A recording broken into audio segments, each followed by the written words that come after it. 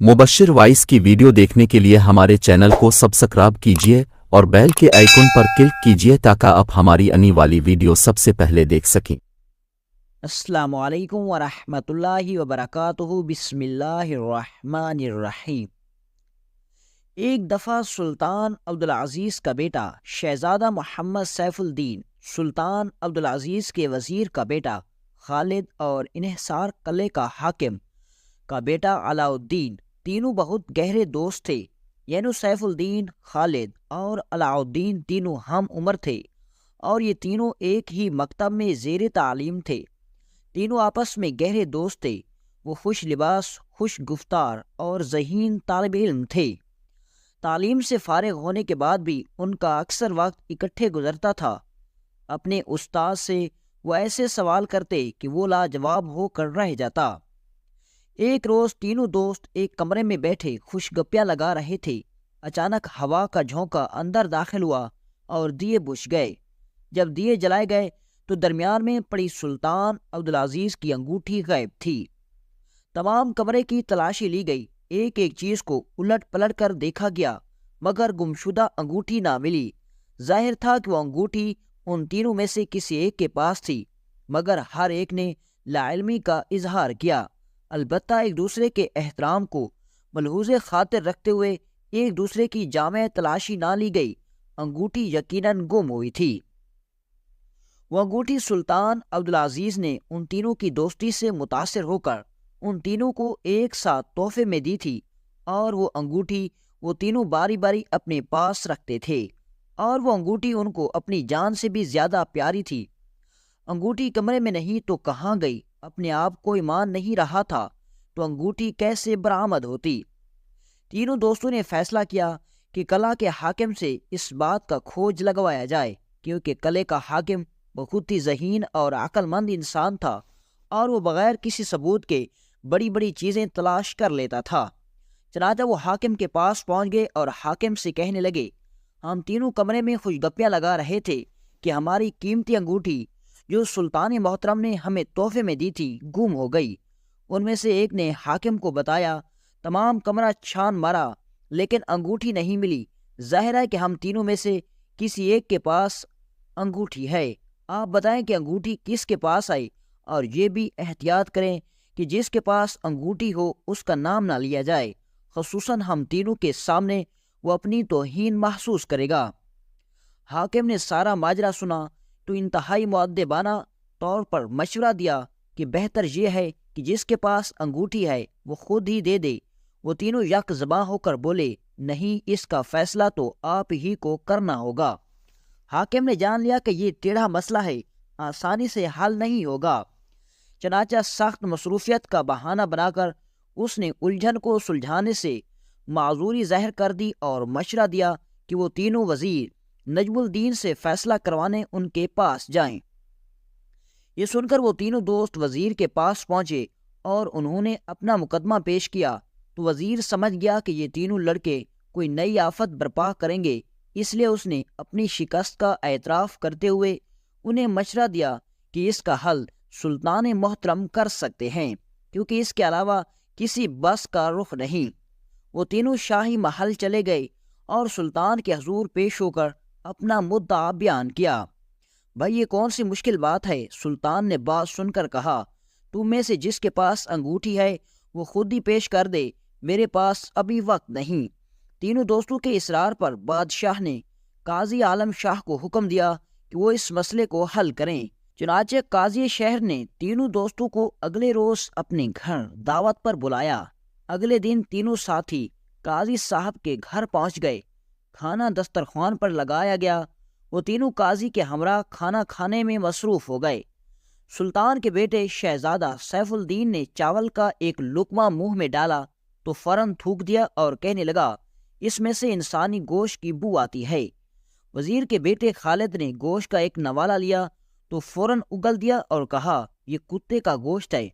फिर कलह के हाकिम के बेटे अलाउद्दीन ने रोटी का लुकमा मुंह में डाला तो बोला, जिसने ये रोटी तैयार की वो अपने वालिदैन की नाजायज़ औलाद है। काजी साहब ऐसे सनसनीखेज इंकशाफ सुनकर परेशान हो गया और नादिम भी हुआ। اسی پریشانی کے عالم میں قاضی نے آنے کا مقصد پوچھا تو انہوں نے تفصیل سے اپنی مشکل بیان کر دی۔ قاضی بھانپ گیا کہ یہ معاملہ ٹیڑھا ہے اور اس کی تصدیق کے لیے بڑی سوچ و بچار اور ذہانت کی ضرورت ہوگی۔ قاضی سمجھدار تھا، اس نے کہا آپ نے کھانے کے بارے میں جو حیرت انگیز انکشاف کیا ہے ان کی تفتیش کر لوں، پھر آپ کے مسئلے کا حل پیش کروں گا۔ اس کے لیے مجھے 3 دن کی مہلت درکار ہوگی۔ آپ آج سے چوتھے روز تشریف لے آئیں، حل پیش کر دیا جائے گا۔ تینوں دوست اجازت لے کر وہاں سے چلے گئے۔ قاضی ان کے جانے کے بعد خاصا پریشان اور مضطرب تھا۔ اس نے ان دکانداروں کو بلوایا جن سے چاول خریدے تھے۔ قاضی نے پوچھا اس نے یہ چاول کہاں سے منگوائے تھے؟ دکاندار نے کاشتکار کا نام بتایا۔ قاضی نے کاشتکار کو طلب کیا اور ان سے پوچھا یہ چاول اس نے کہاں سے لیے تھے؟ کاشتکار نے بتایا حضور، چاول کی بوریاں لاتے ہوئے راستے میں میرے نوکر پر ڈاکو نے حملہ کیا اور اس کے سینے میں خنجر لگا۔ سینے میں خنجر لگنے کی وجہ سے اس کے سارے جسم کا خون چاول کی بوریوں میں گرنے لگا اور وہ چاول پوری طرح خون میں ڈوب چکے تھے، لیکن میں نے ان ڈاکوؤں سے جان چھڑا کر ان چاولوں کو اچھی طرح دھو کر اس دکاندار کے حوالے کر دیے تھے۔ قاضی سمجھ گیا کہ سلطان عبدالعزیز کا بیٹا سچا تھا اور اسے انسانی گوشت کی بو کیوں محسوس ہوئی تھی۔ اس کے بعد قاضی نے قصاب کو بلوایا جس سے گوشت خریدا تھا۔ قاضی سے دریافت کیا کہ وہ گوشت جو اس نے دیا تھا وہ کس چیز کا تھا؟ قصاب نے جواب دیا کہ بکرے کا۔ قاضی نے پوچھا بکرا تم نے کہاں سے لیا؟ تو اس نے بیپاری کا نام بتایا۔ قاضی نے بیپاری کو طلب کیا اور اس سے پوچھا یہ بکرا تم نے کہاں سے حاصل کیا تھا؟ اس نے جواب دیا بکری کا بچہ میں نے خود پالا تھا۔ قاضی نے پوچھا یقین سے کیسے کہہ سکتے ہو کہ یہ بکری کا بچہ ہی تھا؟ اگر میں یہ کہوں کہ کتے کا بچہ تھا تو تم کیا کہو گے؟ بیپاری نے جواب دیا حضور والا، یہ بچہ میری اپنی بکری کا تھا، بچپن میں اس کی ماں مر گئی تھی اور یہ کتیا کا دودھ پی کر پلا تھا۔ قاضی نے اسے واپس بھیج دیا۔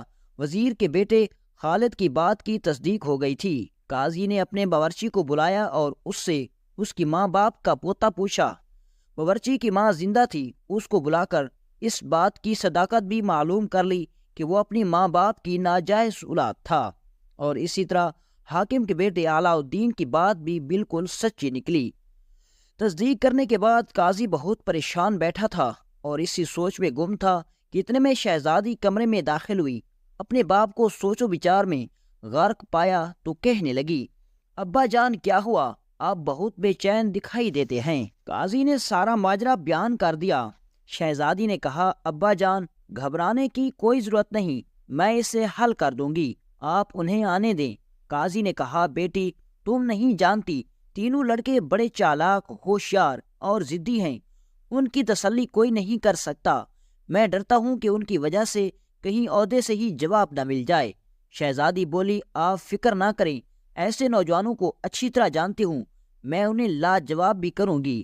قاضی نے کہا بیٹی ایسا ہرگز مت کرنا، تمام معززین اور درباری ان تینوں سے پناہ مانگتے ہیں، ہمارے لیے کوئی مصیبت نہ کھڑی کر دیں۔ بہتر یہی ہے کہ ان کے معاملے سے تم نہ دخل دو، میں خود کوئی ترکیب سوچ کر ان سے خلاصی کر لوں گا۔ شہزادی نے کہا میں لڑکے کا روپ دھار کر ان کی تصحیح کروں گی، میں اس معاملے کی اہمیت سے اچھی طرح واقف ہوں۔ چوتھے روز تینوں دوست قاضی کے گھر پہنچ گئے۔ قاضی نے انہیں آراستہ کمرے میں احترام سے بٹھایا اور کہا تمہارے سوال کا جواب میرا نوجوان بیٹا دے گا۔ اتنے میں قاضی کی بیٹی عربی نوجوان کے روپ میں داخل ہوئی۔ قاضی نے اس کا تعارف مہمانوں سے کرایا کہ یہ میرا بیٹا شمس الدین ہے، حال ہی میں اپنی تعلیم مکمل کر کے آیا ہے۔ تینوں دوست اس حسین خوبرو لڑکی کو دیکھنے لگے۔ شہزادہ سیف الدین نے کہا یہ لڑکے کے روپ میں انتہائی ذہین اور سمجھدار لڑکی ہے۔ خالد نے کہا یہ بے حد حسین اور بے شمار خوبیوں کی حامل ہے۔ علاء الدین نے کہا اس کے ستارے بڑے بلند ہیں، اس کی خوبصورت چہرے پر عجیب دلکشی پیدا ہوتی ہے، مگر یہ ہمیں احمق سمجھتی ہے۔ شہزادی نے یہ تبصرے اپنے متعلق سنے تو اپنے سر سے امامہ اتار دیا اور اس کے سنہرے گنگریالے بال اس کے خوبصورت چہرے پر عجیب دلکشی پیدا کرنے لگے۔ پھر اس نے اپنا چوغا اتارا تو نیچے پہنا ہوا قیمتی لباس اس کی رعنائی میں مزید اضافہ کرنے لگا۔ تینوں دوستوں نے جب اس حسینہ کو دیکھا تو اس وقت یونانی شہزادی معلوم ہوتی تھی۔ آپ نے درست فرمایا، میں لڑکی ہوں، شہزادی بولی۔ اس نے کہا، اور ہو سکتا ہے کہ آپ کی دوسری باتیں بھی درست ہوں۔ میں بہرحال آپ کی مشکل کا حل تلاش کرنے کی کوشش کروں گی۔ مجھے بتائیے کہ مسئلہ کیا ہے؟ سلطان عبدالعزیز کے بیٹے سیف الدین نے اپنے ہوش و حواس درست کرتے ہوئے کہا، اے حسینہ وفاقی شہزادی، ہم تینوں دوست کمرے میں بیٹھے خوش گپیاں لگا رہے تھے۔ اچانک دیا بجھا اور ہماری انگوٹھی گم ہو گئی۔ پورے کمرے کی تلاشی لینے پر انگوٹھی نہیں ملی۔ وہ انگوٹھی اب ہم تینوں میں سے کسی ایک کے پاس ہے۔ آپ بتائیے گا کہ کس کے پاس ہیں۔ غلط لڑکے کا نام ہرگز نہ لیجیے گا، کیونکہ وہ اس میں اپنی بے عزتی محسوس کرے گا۔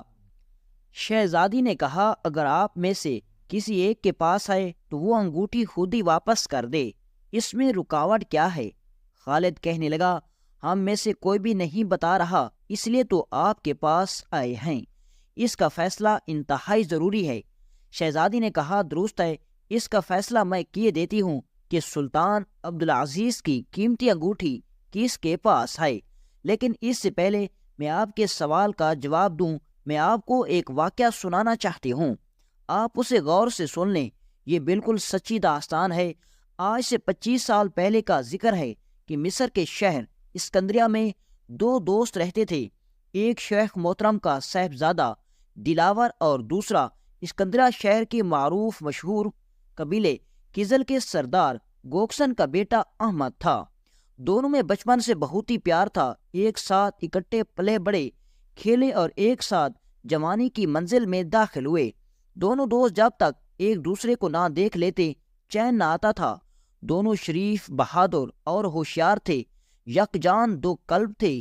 دلاور کو بھی باپ کی طرح اپنے ہاتھوں سے مٹی کے برتن بنانے میں کمال حاصل تھا اور فارغ اوقات میں اپنے باپ کا ہاتھ بٹاتا تھا۔ ان دونوں ہر سال شوال کے مہینے میں دریا کے کنارے سرسبز و شاداب وادی میں عظیم الشان میلہ لگتا تھا، جس میں یونان، مصر، شام، ایران اور ترکستان کے سوداگر، طبیب، سنیاسی، نجومی، بازیگر، شعبدہ باز، بردہ فروش، حسین و جمیل رقصائیں، ڈھگ اور ہر قسم اور ہر کماش کے لوگ آتے تھے۔ نامور قبیلوں کے سرداروں سے لے کر ادنا غلاموں تک ہر عمر اور ہر قسم کے لوگ میلہ دیکھتے۔ شمشیر زن ماہر دور دراز جگہوں سے آ کر شمشیر زنی کے جوہر دکھاتے۔ اسی طرح چھوٹا بڑا، نوجوان، بوڑھا، مرد اور عورت سبھی اس 10 روزہ جشن میں شریک ہوتے۔ قصہ مختصر، لوگ میلے کی رنگینیوں اور دلچسپیوں کے لیے 22 مہینے انتظار کرتے اور پوری تیاریوں سے شامل ہوتے۔ شیخ محترم بھی ہر سال میلے میں اپنی دکان سجاتا اور اپنے ہاتھ سے بنائے ہوئے خوبصورت برتن پیش کرتا اور انہیں فروخت کر کے ہزاروں کماتا۔ دلاور اور احمد بھی ہر سال پورے اہتمام کے ساتھ میلہ دیکھنے جاتے۔ ایک دفعہ شیخ محترم سخت بیمار ہو گیا۔ اس نے اپنے بیٹے دلاور کو اس سال تاکید کی کہ وہ اس کی جگہ میلے کی دوران دکان پر بیٹھے۔ اسی طرح دوستوں کی یہ جوڑی میلہ اکٹھے نہ دیکھ سکی اور احمد اکیلا ہی دیکھتا رہا۔ البتہ وہ گھوم پھر کر اپنے جان نثار دوست دلاور کے پاس اس کی دکان پر آ جاتا۔ ایک شام احمد میلے میں گھوم پھر کر واپس آیا تو بے حد پریشان اور حواس باختہ نظر آیا۔ دلاور کو تشویش ہوئی اور پریشانی کی وجہ دریافت کی تو احمد نے بتایا اس نے ایک پری ماجبین کو میلے میں شانہ بے نیازی سے کنیز کے ہمراہ گھومتے دیکھا اور اس کے بغیر اس کا رہنا ناممکن ہے۔ دوست کی حالت زار سننے کے بعد دلاور نے دکان بند کی اور احمد کو ساتھ لے کر میلے میں اس پری جمال کو ڈھونڈنے نکل کھڑا ہوا۔ ان دونوں نے میلہ ختم ہونے تک ہر جگہ اسے تلاش کیا، مگر وہ انہیں کہیں نظر نہ آئی۔ چاہ کر بھی انہیں ناکام واپس لوٹنا پڑا۔ اگلے روز پھر وہ سارا دن اسی اجنبی حسینہ کو تلاش کرتے رہے، مگر مایوسی کے سوا کچھ ہاتھ نہ آیا۔ میلہ ختم ہو گیا، لوگ اپنے اپنے گھروں کو لوٹ گئے۔ دلاور نے احمد کو تسلی دی اور کہا، اس حسینہ کا حلیہ بتائیے۔ احمد اس کا حلیہ بتا رہا تھا اور دلاور اپنے ہاتھوں سے اس کی تصویر بنا رہا تھا۔ جب تصویر تیار ہو گئی تو احمد نے کہا اس تصویر میں 2 خامیاں رہ گئی ہیں، اس کے نچلے ہونٹ کے دائیں جانب تیل کا نشان اور دوسرا اس کی زلفوں کی ایک لڑ ماتھے پر گری ہوئی تھی۔ دلاور نے دونوں چیزیں بنا دی تو احمد بے ساختہ کہنے لگا یہ اب ہو بہو اس کی مکمل تصویر ہے۔ دلاور نے اپنے دوست سے وعدہ کیا کہ جب تک وہ لڑکی کا پتہ نہیں چلا لیتا اور اس سے احمد کی شادی نہیں کروا دیتا وہ چین سے نہیں بیٹھے گا، وہ حوصلہ نہ ہارے اور دلاور کی کامیاب واپسی کا انتظار کرے۔ دونوں دوست ایک دوسرے سے الوداع ہوئے۔ اگلے روز دلاور نے اپنے گھر کو خیر آباد کہا اور گاؤں گاؤں بستی بستی اس شہزادی کو تلاش کرنے لگا۔ ہر جگہ جہاں اس کے ملنے کا امکان تھا وہ ڈھونڈتا رہا۔ وہ بھوکا پیاسا تھکا ہارا اس جنون میں پھرتا رہا، مگر اس حسینہ کا کچھ پتہ نہ چلا۔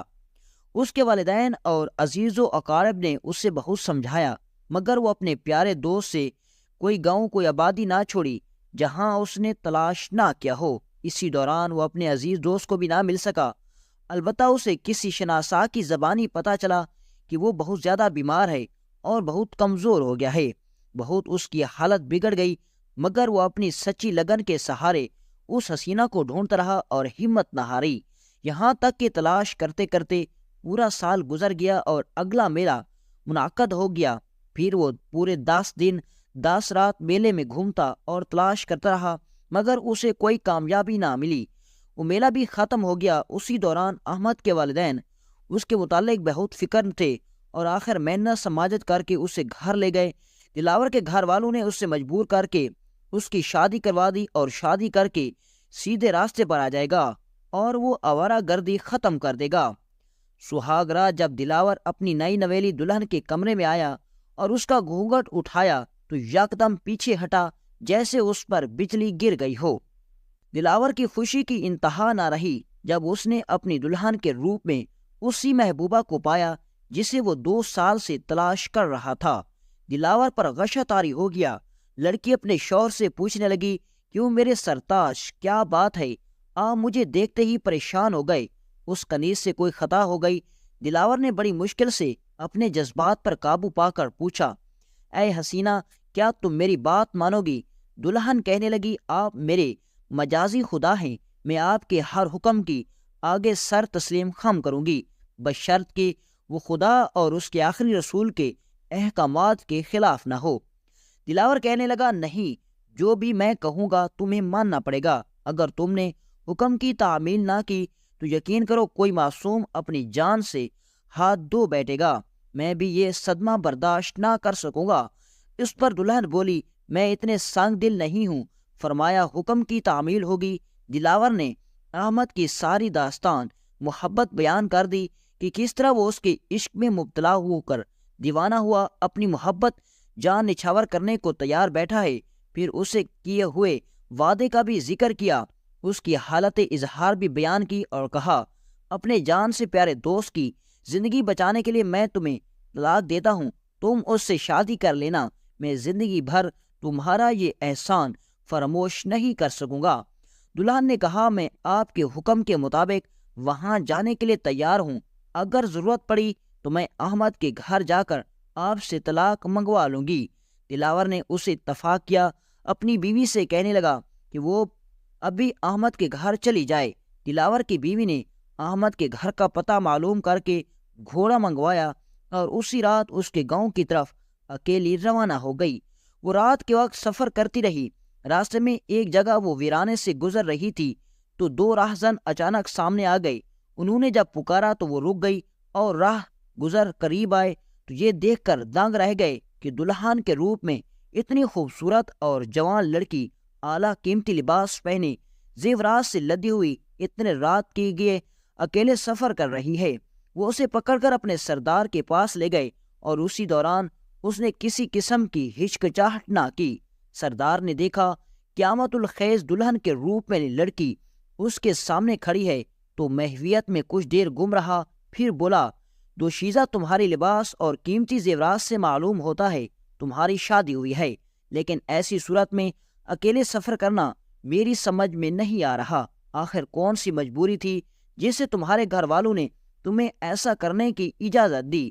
دلہن کہنے لگی میں ایک انتہائی ضروری کام سے جا رہی ہوں، کوئی ایسی پریشانی ہے جو میں اس وقت نہیں بتا سکتی، اگر آپ اجازت دیں تو سردار کہنے لگا میں ایسی کچی گولیاں نہیں کھیلتا کہ گھر اے شکار ہاتھ سے یوں جانے دوں۔ لڑکی نے کہا بے شک درست فرماتے ہیں، مگر میں صدقے دل سے بات کر رہی ہوں، کل شام سے پہلے اس سے زیادہ زیور، نقدی اور قیمتی کپڑے اپنے ساتھ لے کر آپ کی خدمت میں حاضر ہو جاؤں گی، اور اس وقت اگر میں نہ گئی تو ہو سکتا ہے کہ کوئی قیمتی جان ضائع ہو جائے۔ میں بزدل نہیں ہوں، اگر مجھے ڈر یا خوف ہوتا تو میں اکیلے سفر نہ کرتی۔ سردار لڑکی کی دلائری سے بہت متاثر ہوا اور کہنے لگا چلو یہ بھی آزما لیتے ہیں، میں اپنے آدمیوں سے کہتا ہوں کہ تمہیں منزل مقصود تک چھوڑ دیں۔ دلہن نے کہا نہیں، ایسا نہیں ہوگا، میں اکیلے سفر کروں گی اور آپ سے کیا ہوا اپنا وعدہ ضرور پورا کروں گی۔ دلہن وہاں سے چل کر سیدھا احمد کے گھر پہنچی اور احمد سے ملنے اس کے کمرے میں گئی۔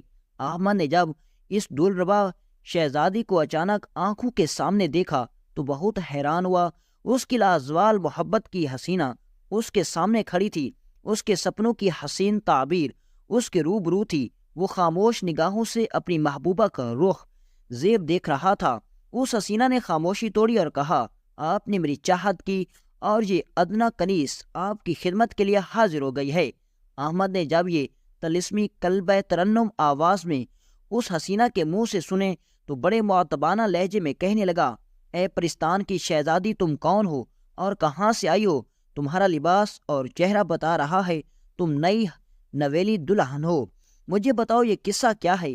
دلہن کہنے لگی آپ کو اس سے کیا مطلب، میں تو ساری دنیا کو چھوڑ کر آپ کے قدموں میں آ گئی ہوں اور اب عمر بھر کہیں نہیں جاؤں گی، یہ میرا آخری فیصلہ ہے۔ احمد نے کہا بے شک میں تمہارے پیار اور عشق میں زندگی اور موت کی بازی لگا چکا ہوں، مگر میں یہ ضرور جاننا چاہتا ہوں کہ تم کون ہو اور تمہیں کس نے میرے پاس بھیجا؟ قریبی پڑا ہوا خنجر اٹھا کر کہا اگر تم نے مجھے ان سوالوں کے صحیح جواب نہ دیے تو میں اسے اپنے سینے میں اتار کر اپنی زندگی ختم کر لوں گا۔ حسینہ نے اصل راز کا انکشاف کر دیا۔ یہ سنتے ہی احمد نے کہا تم میرے عزیز جان دوست کی بیوی ہو اور میری حقیقی بہن، اس بھائی کے دروازے تمہارے لیے سدا کھلے رہیں، اور بڑی تکریم اور احترام سے بہن کو بٹھایا اور اس کی خدمت مدارت کی۔ اگلے روز صبح دلہن نے احمد سے واپس چلنے کی اجازت مانگی تو اس نے کہا بھائی بہنوں کو عزت آبرو کے ساتھ رخصت کیا کرتے ہیں۔ اس نے بے شک قیمتی زیورات اور نقدی دے کر اپنی بہن کو رخصت کیا اور اپنے آدمیوں سے کہا اسے اس کے گھر چھوڑ کر آئیں۔ دلہن نے اکیلے ہی جانے کی ضد کی تو احمد کہنے لگا اتنے زیورات نقدی وغیرہ کے ساتھ تمہارا اکیلے سفر کرنا مناسب نہیں، مگر وہ ڈٹی رہی اور کسی کے ساتھ جانے پر تیار نہ ہوئی۔ آخر احمد کو ہتھیار ڈالنے پڑے اور اس نے مسکراتے ہوئے اپنی پیاری بہن کو الوداع کیا۔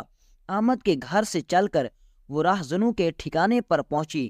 اسے دیکھتے ہی سردار کی روح خوش ہو گئی اور اس نے تمام زیورات، نقدی اور قیمتی کپڑے سردار کے سامنے رکھ دیے اور کہا وہ اپنے وعدے کے مطابق آ گئی ہے، اب سردار کو اختیار ہے جو حکم دے۔ سردار سخت حیران تھا اور سوچ رہا تھا یہ کیسی لڑکی ہے، اتنی بہادر، دلیر اور سچی۔ اس نے سردار کی زندگی میں انقلاب برپا کر دیا۔ سردار کبھی اسے دیکھتا اور کبھی سامنے پڑی ہوئی بیش قیمتی اشیاء کو۔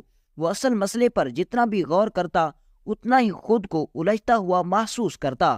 آخر اس سے رہا نہ گیا، لڑکی سے پوچھنے لگا تم کون ہو اور یہ سب کیا چکر ہے؟ دلہن نے کہا آپ تو راہزن ہیں، آپ کو اس سے کیا ہو میں کون ہوں اور یہاں کیسے آئی ہوں؟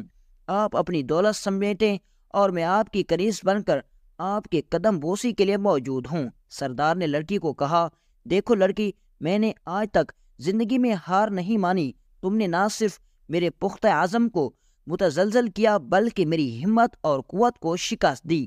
میں تمہاری داستان ضرور سنوں گا، خواہ اس کے لیے مجھے اپنی جان سے ہی کیوں ہاتھ دھونا پڑے۔ لڑکی نے اپنی پوری داستان سردار کو بیان کر دی۔